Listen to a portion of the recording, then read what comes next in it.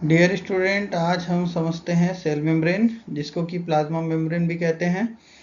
इसको समझने के लिए हमने 4 बिंदु लिया हुआ है: general introduction, structure of the cell membrane, various models of the cell membrane and function of the cell membrane. तो इसको विस्तार से हम आगे की स्लाइड्स में आगे हम समझने की कोशिश करेंगे।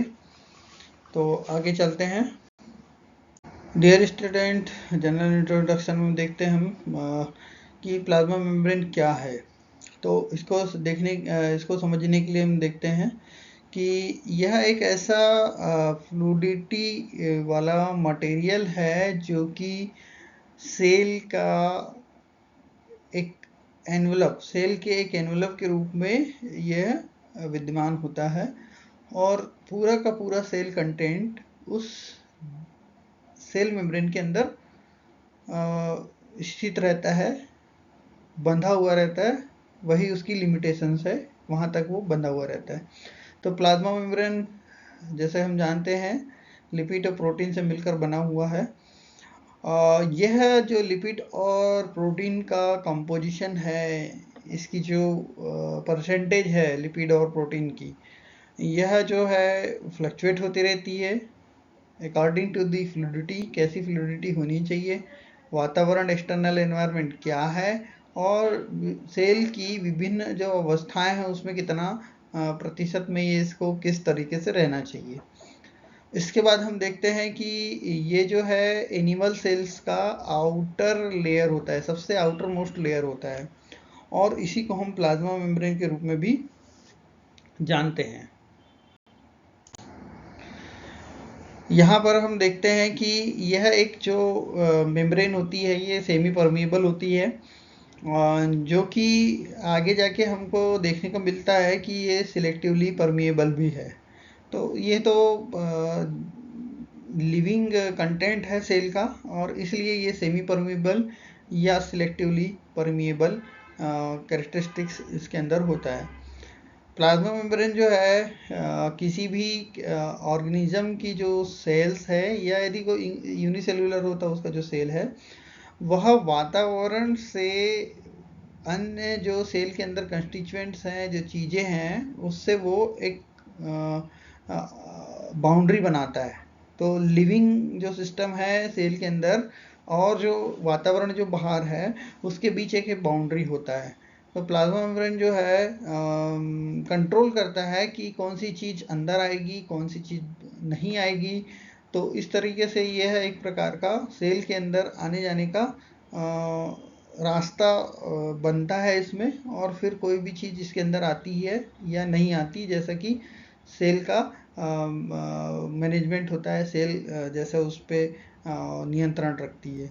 और ये जो सेमी परमिएबिलिटी है या परमिएबिलिटी है, या सिलेक्टिवली परमिएबिलिटी है, इसका जो नेचर है, यह सभी अंदर की ज़रूरतों के हिसाब से कंट्रोल होता है। तो ये परमिएबल होगा, सिलेक्टिवली परमिएबल होगा, या सेमी परमिएबल होगा, या इम्परमिएबल होगा किसी चीज़ के लिए। तो यहाँ पर परमिएबिलिटी की चारों अवस्थाएं हमको देखनी मिलती है कि हम कोई भी चीज़ जो सेल के अंदर है वो नहीं जा सकती, तो इम्परमिएबल हो गया उसके लिए। देख देख के या चुन चुन के चीज़ों को अंदर जब लेता है सेल, तो वो हो जाता है सिलेक्टिवली परमिएबल। सेमी परमिएबल मतलब कोई चीज़ अंदर आती है, कुछ चीज़ अंदर नहीं आ सकती। इस तरह से परमिएबिलिटी हमें सेल मेम्ब्रेन में दिखाई देती है। अब हम यहाँ पर देखते हैं सेल के स्ट्रक्चर को। तो हमको यहाँ पर देखने को मिलता है कि ये जो सेल का स्ट्रक्चर है, ये सेल मेम्ब्रेन का, तो ये it is the outer layer of the cell content. जो सेल कंटेंट जितने भी हैं उसके सबसे आउटर में रहता है। तो जैसे हम यहाँ देखते हैं कि जैसे कार्बोहाइड्रेट है, तो ये जो चेन्स लगी हुई है, ये कार्बोहाइड्रेट की है। तो ये इस तरह से चेन पड़ी है लगी हुई, तो ये कार्बोहाइड्रेट की चेन है। उसके बाद हम देखते हैं ग्लाइकोप्रोटीन। यदि प्रोटीन में ग्लाइको मतलब कार्बोहाइड्रेट की चेन होगी, जैसे यहाँ दिख रहा है ये वाले हिस्से में, तो ये हो गया ग्लाइकोप्रोटीन। और फिर यही इसके आगे हम देखते हैं कि एक प्रोटीन हमको दिखाई दे रहा है जो कि सतह पर है, इस तरह से आउटर लेयर पर दिख रहा है। ये आउटर सेल आउटर एनवायरनमेंट है, इस साइड इनसाइड सेल है। तो यहाँ पर हम देख रहे हैं कि ये जो ग्लोबुलर प्रोटीन है ये बाहरी या अंदर के स्तर पर लगी हुई दिखाई दे रही है हमें, जिसको हम सरफेस प्रोटीन भी कहते हैं या ग्लोबुलर प्रोटीन भी कहते हैं। एक प्रोटीन हमें ऐसी दिख रही है जो कि एक चैनल टाइप, एक रास्ते टाइप बना हुआ, जिस तरह से रास्ता बना हुआ दिखाई दे रहा है, तो इसको हम बोलते हैं ट्रांसपोर्ट प्रोटीन या प्रोटीन चैनल बोलते हैं। इसके अलावा देखिए एक ये जो चेन लगी हुई है, ये लिपिड के साथ, फास्फोलिपिड के साथ एक चेन लगी हुई है कार्बोहाइड्रेट की, ये वाली, तो इसको हम बोलते हैं ग्लाइकोलिपिड। जिस तरह से हमने ग्लाइकोप्रोटीन बोला उसी तरीके से ग्लाइकोप्रोटीन है, ग्लाइकोलिपिड है, सॉरी। और ये जो है इसके बाद फिर देखिए कि एक प्रोटीन ऐसी है जो पूरी तरीके से आर पार है सेल मेम्ब्रेन के, तो हम इसको बोलते हैं ग्लोबुलर प्रोटीन इंटेग्रल टाइप का।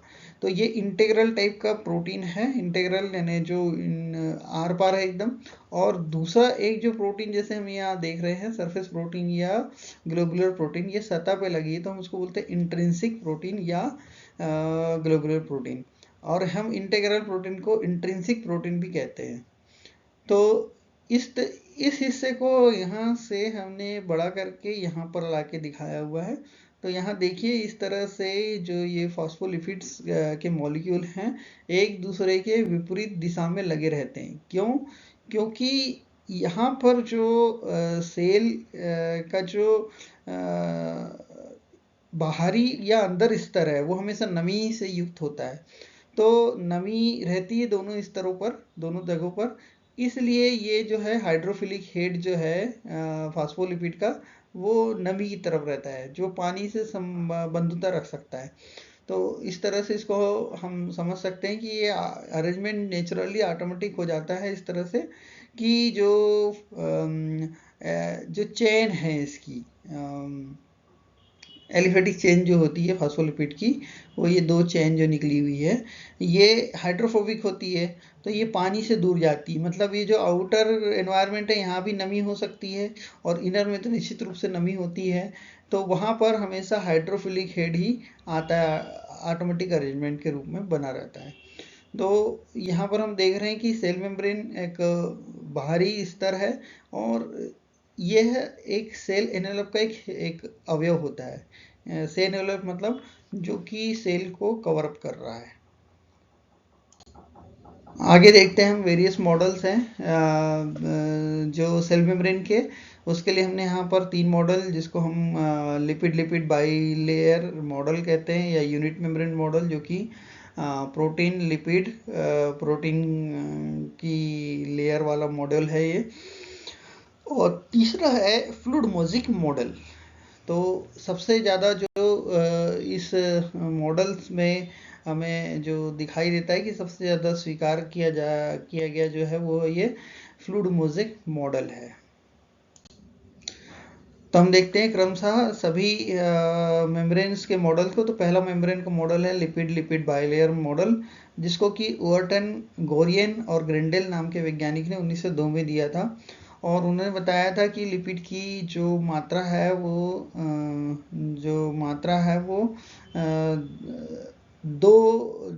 जब उन्होंने निकाला इसको एक्सट्रैक्ट किया तो वो देख रहे हैं कि जस्ट डबल वैल्यू की मात्रा थी और लिपिड मिला उनको, इसलिए लिपिड की लेयर है, उन्होंने ऐसा बोला। तो आगे चलते हैं, लिपिड की एक थिन लेयर है, उन्होंने ऐसा बताया। फिर आगे जाके इन्होंने गोटर और ग्रेंडेल ने 1926 में इसमें थोड़ा सा संशोधन किया और देखा कि जो सिंगल लेयर है उसकी तुलना में यदि हम एक्सट्रैक्ट किया उन्होंने, तो सिंगल लेयर में जितना लिपिड होना चाहिए था उतना ना होके जस्ट डबल था। और इस आधार पर उन्होंने बोला कि लिपिड की 2 लेयर वाली मॉडल है। तो ये चीज़ को उन्होंने सिद्ध किया कि लिपिड के जो लेयर है वो डबल है। इसके बाद हम देखते हैं यूनिट मेम्ब्रेन मॉडल, जिसको हम protein lipid bilayer protein model, मतलब प्रोटीन के 2 लेयर हैं, बीच में लिपिड का 2 लेयर है, इस तरह से उन्होंने बात किया। और ये मॉडल उन्होंने कहलाया यूनिट मेम्ब्रेन मॉडल। और this model was proposed by, यानी बताया किसने, डॉसन, डेनेली और रॉबर्टसन ने 1935 में। तो उन्होंने बताया कि सरफेस टेंशन का जो मेजरमेंट के आधार पे उन्होंने सजेस्ट किया कि उसमें प्रोटीन भी है, और एग्जिस्टेंस जो था प्रोटीन का वो उन्होंने बता पाया। और इस तरह से ये जो है यूनिट मेम्ब्रेन मॉडल जो है एग्जिस्टेंस में आया 1935 में। इसी को आगे हम देखते हैं कि क्या बात है कि ये जो मॉडल है उन्होंने जो ऑब्जर्व किया था, प्रोटीन जो है उसी लिपिड वाले मॉडल में उन्होंने प्रोटीन को ऐड किया था। एक नई चीज़ ऐड हुई थी लिपिड वाले मॉडल, केवल जिसमें लिपिड अकेला बोला गया था पहले के मॉडल में, उसमें उन्होंने केवल प्रोटीन का होने की बात को तय किया था। और on the basis of Dawson-Deneley proposed the plasma membrane contain a lipid bilayer with protein on the surface, both the surface, दोनों सरफेस में ऐसा उन्होंने बताया था। इनिशियली शुरुआत में ये प्रपोज किया था कि प्रोटीन जो है एग्जिस्टेंस करते हैं, कोवेलेंटली बॉन्डेड हैं वो, और पोलर एंड्स पे बाउंडेड है, किसके polar and of the lipid. तो जो पोलर एंड है दैट इज दी हाइड्रोफिलिक, क्योंकि वही पोलरिटी बन सकती है, आयंस बन सकते हैं, इसलिए पोलर एंड है वो। और बाद में ये तय हुआ, subsequently they develop the model which is in which the protein appear to be the smear over the hydrophilic end of the lipid bilayer. मतलब एक लेयर है प्रोटीन की, उन्होंने ऐसा बताया, और ये काफ़ी समय तक ये मॉडल पॉपुलर रहा। इसके बाद हम देखते हैं कि ये टोटल जो मॉडल है उसको उन्होंने इसके बारे में क्या बोला कि जो मॉडल है, जो डेंस लेयर है जो कि लिपिड की है, वो करीब करीब प्रोटीन की डेंस लेयर है वो करीब करीब 2 नैनोमीटर मोटी है, और जो मिडिल की लेयर है वो 3.5 नैनोमीटर की है। मतलब दोनों तरफ 2.2 नैनोमीटर की थिक जो डेंस लेयर है प्रोटीन के कारण, उसको जोड़ ले और ये 3.5 को जोड़ लें, तो ये इस तरह से 7 नैनोमीटर की मोटाई का एक स्ट्रक्चर है। जैसा कि ये जो आइडिया बताया था उन्होंने गोर्टर और ग्रेंडेल ने, उसी को ये डॉसन डेलनी ने फॉर्मुलाइज्ड किया, और रॉबर्टसन ने इसको 1959 में इसको यूनिट मेम्ब्रेन मॉडल के रूप में इसको प्रस्तुत किया, जिसमें की बात करी थी 7.5 नैनोमीटर इतनी थिक है प्लाज्मा मेम्ब्रेन करके। तो जो लिपिड के जो दोनों लेयर हैं, दोनों फॉस्फोलिपिड की लेयर है वो 3.5 नैनोमीटर इतनी मोटाई होते हैं, और दोनों तरफ प्रोटीन की जो लेयर है वो 2 नैनोमीटर इतनी मोटाई का लेयरिंग है प्रोटीन का। तो इस तरह से इन्होंने बताया। तो ये जो कॉन्सेप्ट था इस तरह से 3 लेयर वाला, एक तो प्रोटीन की लेयर, बीच में बाई लेयर है लिपिड की लेकिन उसको एक ही मान लिया, और एक जो नीचे फिर एक लेयर है प्रोटीन की, इस तरह से। तो 3 लेयर जो मॉडल बना, प्रपोज किया डॉसन और डेनेली ने, और ये जो मॉडल था यूनिट मेम्ब्रेन मॉडल कहलाया। थिकनेस टोटल जैसे यहाँ लिखी हुई है 10 नैनोमीटर इट वाज, ये जो पाई गई इस तरह से, एक्चुअल प्रोटीन की मॉलिक्यूल है बहुत बड़े बड़े होते थे, इसके कारण इस तरह से 10 नैनोमीटर इतना मोटाई बताया गया है। जबकि डॉसन डेनेली ने जो है उसको 7.5 नैनोमीटर तक बताया था। तो greater plasma membrane then intercellular membrane of the endoplasmic reticulum and Golgi body. तो ये इस तरह से उन्होंने मोटाई के बारे में, उसकी थिकनेस के बारे में बात बताई। अब देखते हैं हम लोग फ्लूइड मोज़ेक मॉडल। फ्लूइड मतलब तरल जो बह सकता है, मोज़ेक मतलब चितकबरा। इस तरह से इन्होंने मॉडल दिया था फ्लूइड मोज़ेक मॉडल, जो कि एस.जे. सेंगर और जी.एल. निकोलसन नाम के वैज्ञानिक ने, उन्होंने 1972 में इसको प्रपोज किया था। और फ्लूइड मोज़ेक मॉडल नाम से ये जो मेम्ब्रेन का मॉडल है ये सबसे ज़्यादा स्वीकार किया गया। उन्होंने इसके बारे में काफ़ी डिटेल से बात करी, बताई कि कैसा है। अकॉर्डिंग टू दिस मॉडल, उन्होंने बोला इस मॉडल के तहत क्वासी फ्लूइड नेचर का लिपिड इनेबल्ड होता है, वहाँ रहता है मतलब, और lateral movement of protein with the overall bilayer, और प्रोटीन का लेटरल जो लेयर मूवमेंट है उसके ऊपर वो होता रहता है। तो फ्लूइड मोज़ेक मॉडल में this model explain the structure of plasma membrane of animal cells as a mosaic of components such as phospholipid, protein, cholesterol, carbohydrate, etc. Whatever the constituents is present in the cell membrane. तो cell membrane में बहुत सारी चीज़ें होती है, जैसे हमने यहाँ बताया फास्फोलिपिड है, प्रोटीन है, कोलेस्ट्रॉल है, कार्बोहाइड्रेट है, ग्लाइकोप्रोटीन है, ग्लाइकोलिपिड है, ये सब होते हैं। और इस तरह से एक बहुत सारी चीज़ों से मिलकर ये मॉडल जिन्होंने बताया कि ये इस तरह का मॉडल है, फ्लूइड मोज़ेक है। फ्लूइड मतलब बहता हुआ, मोज़ेक मतलब चितकबरा। तो आगे देखते हैं हम लोग कि इस मॉडल में क्या बात देखने को मिलती है हमको। फास्फोलिपिड्स के मॉडल, फास्फोलिपिड्स के मॉलिक्यूल रहते हैं, मेन फैब्रिक उसी का होता है, उसके ऊपर हमें जो है दूसरी चीज़ हमें दिखाई देती है, चाहे वो प्रोटीन हो, ग्लाइकोलिपिड हो, ग्लाइकोप्रोटीन हो, ऐसा एट्सेट्रा। तो यहाँ पर एक हाइड्रोफोबिक टेल और एक हाइड्रोफिलिक हेड करके फास्फोलिपिड होता है, और इसमें दो हिस्से होते हैं जैसे अभी बताया, हेड एंड टेल। तो हेड जो होता है वह हाइड्रोफिलिक होता है, पानी से बंधुता रखता है, और जो हाइड्रोफोबिक टेल है जो कि एलिफेटिक चेन होती है वो रहती है, तो वो पानी से दूर भागती है, और इस कारण ऑटोमेटिक फास्फोलिपिड इस तरह से अरेंजमेंट हो जाता है।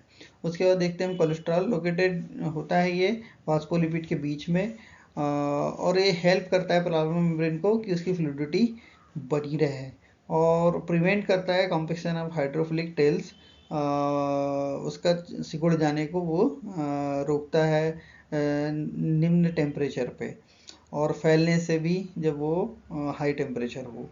तो इस तरह से कोलेस्ट्रॉल का ये वर्क है फास्फो लिपिड के साथ या प्लाज्मा मेम्ब्रेन के अंदर। हम यहाँ देखते हैं प्रोटीन की बात करें तो प्रोटीन में 3 प्रकार की प्रोटीन है, इंटीग्रल, पेरिफेरल और ग्लाइकोप्रोटीन। तो इंटीग्रल को हम बोलते हैं इंट्रिंसिक प्रोटीन भी बोलते हैं, और पेरिफेरल प्रोटीन्स को हम एक्सट्रिंसिक प्रोटीन भी कहते हैं। और ये जो सब प्रोटीन्स हैं ये लेयरिंग करती हैं प्लाज्मा मेम्ब्रेन के ऊपर। यहाँ पर 2-3 बातें और जो मैं रखना चाहूँगा, ये कि ये जो प्रोटीन के बिल्डिंग ब्लॉक्स हैं, बड़े बड़े ब्लॉक्स हैं, ये उन्होंने बोला था कि जो फास्फोलिपिड है उसका एक समुद्र है फास्फोलिपिड का, उसके ऊपर ये जो प्रोटीन के आइसबर्ग तैरते रहते हैं। It means protein is not bounded, it is floating. जैसे कि कोई आइसबर्ग घूम रहा है, बड़ा शिप घूम रहा है समुद्र में, वैसी प्रोटीन इधर से उधर चलती रहती है, चाहे वो इंटीग्रल हो, चाहे पेरिफेरल प्रोटीन हो, चाहे ग्लाइकोप्रोटीन्स हो, वो बहते रहते हैं इधर उधर। और ये प्रोटीन जो है 3 प्रकार के हमने जैसे देखा, इंटीग्रल जिसको हम इंट्रिंसिक प्रोटीन भी कहते हैं, पेरिफेरल जिसको हम एक्सट्रिंसिक प्रोटीन भी कहते हैं, और एक ग्लाइकोप्रोटीन जिसमें कि यदि कार्बोहाइड्रेट के चेन लगी हुई हो किसी प्रोटीन में तो हम उसको ग्लाइकोप्रोटीन कहते हैं। तो ये जो ग्लाइकोप्रोटीन्स हैं या ग्लाइकोलिपिड्स हैं, ये मेम्ब्रेन में रिस्पॉन्सिबल होते हैं इंटरसेलुलर कम्युनिकेशंस के लिए, और बाकी तो स्ट्रक्चर फॉर्म करने के लिए इंटीग्रल प्रोटीन, पेरिफेरल प्रोटीन या चैनल प्रोटीन जिसको हम बोलते हैं, इंटीग्रल टाइप का होता है वो, तो वो भी सभी सहयोग करते हैं, सभी प्रकार के फिजियोलॉजिकल एक्टिविटी में सहयोग करते हैं। इसके बाद हम देखते हैं कार्बोहाइड्रेट। तो कार्बोहाइड्रेट की हमें चेन मिलती है, कार्बोहाइड्रेट मिलते हैं associated either protein or the lipid. तो कार्बोहाइड्रेट की हमें चेन मिलती है, that is the responsible for the recognition of the signals के रिकग्निशन के लिए कार्बोहाइड्रेट चेन्स जो है रिस्पॉन्सिबल होती है। प्रोटीन, और चाहे वो ग्लाइकोप्रोटीन हो चाहे ग्लाइकोलिपिड हो, ये सब सिग्नलिंग को पहचानते हैं, जानते हैं, और फिर उस तरह से मेम्ब्रेन एक्ट करती है। तो यहाँ एक और बात बता दें कि जो फास्फोलिपिड है चेन जो है, सॉरी फास्फोलिपिड के जो लेयरिंग है, तो फास्फोलिपिड वे वहीं के वहीं रोटेट करते हैं, रोटेट करता हुआ रहता है, और उनके रोटेशन से एक फ्लूइडिटी बनी हुई रहती है, और इस तरह से एक मूवमेंट होता रहता है सेल मेम्ब्रेन के अवयवों में। अब देखते हैं हम function of the cell membrane. तो जो सेल मेम्ब्रेन है वो कितने काम करती है, तो देखते हैं। तो पहला काम सबसे इम्पोर्टेंट है, protecting the integrity of the interior cell constituents, मतलब कि सेल के अंदर जो अवयव हैं उनकी रक्षा करने के लिए ये आवरण या सुरक्षा प्रदान करती है। दूसरा, providing support and maintenance the shape of the cell, निश्चित है जब ये बाउंड्री बनाएगी तो शेप बनेगा। तो सेल का जो शेप है वो सेल मेम्ब्रेन के कारण है, क्योंकि यहाँ पर हम बात करें यदि एनिमल सेल की, तो यहाँ तो कोई सेल वॉल है नहीं जिससे कि एक आकार बने, है ना। वो एक आकार बनाने के लिए बहुत स्पष्ट कार्य करती है सेल वॉल। लेकिन यहाँ जहाँ एनिमल सेल की बात करें तो वहाँ पर तो सेल वॉल है ही नहीं, तो यहाँ पर ये सेल मेम्ब्रेन ही सेल को एक सपोर्ट भी प्रदान करती है, और जो शेप है उसको भी निश्चित करती है, सुनिश्चित करती है। और तीसरा हम देखते हैं यहाँ पर कि जो सेल है उसमें जो रेगुलेशन होता है ग्रोथ का, डेवलपमेंट का, या जो भी चीज़ का, एंडोसाइटोसिस हो या एक्सोसाइटोसिस हो। एंडोसाइटोसिस मतलब कोई चीज़ अंदर से बाहर जाएगी, एक्सोसाइटोसिस मतलब कोई चीज़ सेल से बाहर निकलेगी, एंडोसाइटोसिस मतलब सेल के अंदर आएगी। तो ये सब चीज़ का रेगुलेशन कौन करता है? Cell membrane. Cell membrane also play an important role for cell signalling and communication. कोई भी चीज़ जो बाहर से आ रही है सबसे पहले सेल मेम्ब्रेन पर ही आती है, सेल मेम्ब्रेन ही अलाउ करता है उसको अंदर जाना है या नहीं जाना है। तो सेल सिग्नलिंग और कम्युनिकेशन ये सब भी वही पहचानता है, सेल मेम्ब्रेन। पांचवा हम देखते हैं काम, it acts as a selectively permeable membrane allowing the entry of only selected substance into the cell. मतलब कि कोई भी जो सेल के अंदर जाने वाला केमिकल होगा या जो भी चीज़ होगी, पैथोजन भी होगी, तो वो मेम्ब्रेन से होकर ही जाएगी। तो उसको परमिट करता है या नहीं करता, ये किसके ऊपर है? केवल सेल मेम्ब्रेन के ऊपर। तो हम यहाँ देख लिए सेल मेम्ब्रेन के बारे में, तीनों मॉडल, स्ट्रक्चर भी देख लिए, साइज भी देख लिए, सब देख लिए। आपको ये चैनल अच्छा लगा हो तो सब्सक्राइब करिए, शेयर करिए, कमेंट करिए। कुछ अच्छा लगे तो कमेंट करिए। Thank you.